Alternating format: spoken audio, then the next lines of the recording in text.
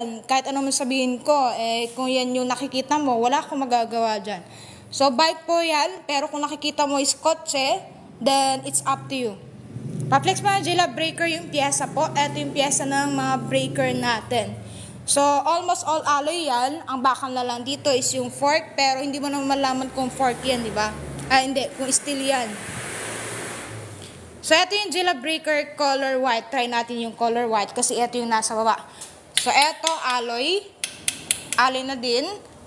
Alloy. Tapos, hub alloy na din. Crank alloy din. Pedal alloy. Tire niya 700/28C. Chaoyang tire. Yan, sa 24 spokes po yan. Eto upuan. And then, yung drop bar, alloy na din. Tapos, eto lang yung bakal. So, napalitan lang yung design niya. Mas lumapad. Rim, alloy na din po yan. So, yan po, 46-18 yung ratio na ito. So, meron siyang kasama na